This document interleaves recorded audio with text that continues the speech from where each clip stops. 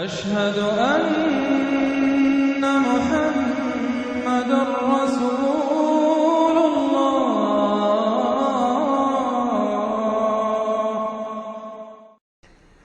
آخری دو صورتیں یہ گویا کہ قرآن مجید کے اختتام پر دو پہرے دار ہیں۔ یہ دو صورتیں ہیں کہ جو اصل میں مدنی صورتیں ہیں، نازل ہوئی ہیں مدینہ منورہ میں، اور ان کا زمان نزول کے اعتبار سے شان نزول بھی ہے کہ ان کا حضور پر ایک مرتبہ جادو کیا گیا تھا، تو اس جادو کے اثرات کو زائل کرنے کے لیے یہ آیات پھر اتری ہیں، اور حضور نے پھر جب ان کی بات بار بار تلاوت کی ہے تو وہ جادو کے اثرات، ایک یہودی نے کیا تھا جادو آپ پر، جس سے آپ کچھ چیزیں بھول جاتے تھے، کافی آپ کو دیر کو تکلیف رہی ہے۔ صحیح بخاری کے اندر یہ روایت موجود ہے۔ ہمارے جدید کچھ ریشنلسٹ ہیں اور جو خاص طور پر منکر حدیث ہیں، وہ سمجھتے ہیں کہ اس میں تو توہین رسول کی کہ جادو کا اثر ہو سکتا ہے۔ رسول بھی اس اعتبار سے بشر ہوتے تھے، تلوار کا اگر کاری زخم پڑا ہے تو خون نکلا ہے، اور خون نکل گیا ہے تو زوفتاری ہوا ہے، زوفتاری ہوا تو بے ہوشی بھی ہوئی ہے۔ یعنی یہ جسم جو ہے ان کا، اس کے اعتبار سے جو بھی بخار آپ کو چڑھا ہے، بخار میں تکلیف ہوئی ہے، عالم نزع میں نہایت شدید تکلیف ہوئی ہے، تو اس حوالے سے یہ نہ سمجھیے کہ وہ بشریت کے جو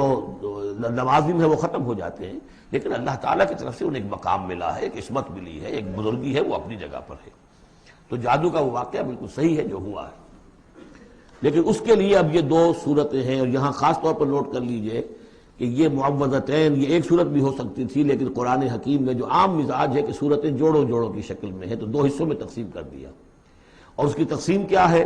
ایک وہ چیزیں ہیں جو انسان پر باہر سے حملہ آور ہوتی ہیں، اور ایک چیز وہ ہے جو انسان کے اپنے اندر سے حملہ آور ہوتی ہے۔ ان دونوں کو دو علیحدہ چیزوں میں رکھ کر اور سکھایا گیا ہمیں کہ تم ہمیشہ اللہ کی پناہ طلب کرتے رہا کرو ان چیزوں کے اثرات سے، ان چیزوں کے اثرات بد سے اپنے آپ کو بچانے کے لیے۔ بسم اللہ الرحمن الرحیم، قل اعوذ برب الفلق، کہو کہ میں پناہ میں آ گیا صبح کے رب کی۔ فلق، فلق ویسے تو یہ لفظ ہم پڑھ چکے ہیں سورہ انعام میں، فالق الاصباح، رات کی تاریکی کا پردہ پھٹتا ہے اور سپیدہ سحر نمودار ہوتا ہے، یا گٹھلی، فالق الحب والنوائب، تو وہ جو گٹھلی ہوتی ہے وہ بھی پھٹتی ہے تو اس میں سے دو پتیاں نکلتی ہیں تو درخت بنتا ہے۔ اس اعتبار سے فلق سے مراد یہاں صرف صبح نہیں ہے، بلکہ جو اگلی صورت میں آ رہا ما خلق، جو بھی کچھ اس کائنات میں اس نے پیدا کیا ہے در حقیقت وہ عدم کا پردہ چاک کر کے اس کو وجود بخشا ہے۔ عدم سے، عدم محض سے، کریشن ایکس نہیلو، بغیر کسی شے کے کسی شے کو بنانا۔ تو قل اعوذ برب الفلق من شر ما خلق، میں پناہ میں آتا ہوں اس کی تمام مخلوقات کی پناہ سے۔ اب آپ غور کیجئے، مخلوق ظاہر بات ہے خالق کی طرح کامل تو نہیں ہو سکتی، مخلوق کے اندر کوئی نہ کوئی پہلو جو ہے وہ کمی کا، تقصیر کا، نقص کا رہ جائے گا۔ تو گویا کہ ہر مخلوق میں شر کا پوٹینشل ایلیمنٹ موجود ہے۔ یہ دوسری بات ہے کہ اللہ تعالیٰ کسی کو سہارا دے دے، کسی کو تو اپنی طرف سے عصمت عطا کر دے، اپنی طرف سے خصوصی پروٹیکشن عطا کر دے، پوٹینشلی خلق جو ہے وہ گویا کہ مستلزم ہے اس کے ساتھ شر کے اندر کا پہلو موجود ہوگا۔ قل اعوذ برب الفلق من شر ما خلق، یعنی وہ شر جو ہے خود اپنی جگہ پر کوئی علیحدہ مستقل وجود رکھنے والی شے نہیں ہے، بلکہ وہ شر جو ہے خلق کے اندر جو کمی کا پہلو ہے۔ جیسے ہم نے انسانوں کے بارے میں پڑھا، خلق الانسان من عجل، انسان کی سرشت میں جلد بازی ہے۔ خلق الانسان ضعیفا، انسان کمزور پیدا کیا گیا ہے۔ وہ جو اس کا ہے، جو اس کا فطرت والا پہلو ہے، جو روحانی پہلو ہے، وہ تو ہے انا خلقنا الانسان فی احسن تقویم، لیکن جو یہ حیوانی پہلو ہے اس کا جو مادی وجود ہے، اس میں تو ذوق بھی ہے۔ ان الانسان خلق ہلوعا اذا مسہ الشر جزوعا واذا مسہ الخیر منوعا، یہ تمام چیزیں جو ذہن میں رکھیے۔ قل اعوذ برب الفلق من شر ما خلق، جو بھی مخلوقات ہیں ان میں سے جو بھی شر کا پہلو ہے میں اس سے اے پروردگار تیری پناہ میں آتا ہوں۔ ومن شر غاسق اذا وقب، خاص طور پر یہ رات کو ڈھانپ لینے والی جو ہے رات، اندھیرا، یہ ظاہر بات ہے اسی پھر رات کے پردے میں چوری بھی ہے، ڈاکہ بھی ہے، اسی میں پھر غول بیابانی جو ہیں، شیاطین جن ہیں، ان کا بھی جو حرکتیں ہوتی ہیں، پھر یہ ساری چیزیں جو ہے اسی کے سلسلے من شر غاسق اذا وقب، سانپ بچھو وغیرہ بھی اسی وقت نکلتے ہیں۔ ومن شر النفاثات فی العقد، اور جو عورتیں گانٹھیں باندھ کر پھونکے مارتی ہیں، یہ جو بھی ٹونے ٹوٹکے ہوتے ہیں اور اس کی وجہ سے لوگوں کو نقصان پہنچایا جاتا ہے، گویا کہ یہ بھی اس کے اندر بھی کوئی حقیقت ہے، یہ سفلی عملیات بھی ہیں، ان کے بھی اثرات ہیں۔ جیسے کہ ہم جانتے ہیں کہ جادو جو ہے حق ہے، برحق ہے، اگرچہ کفر ہے، شراب کی تاثیر ہے لیکن حرام ہے،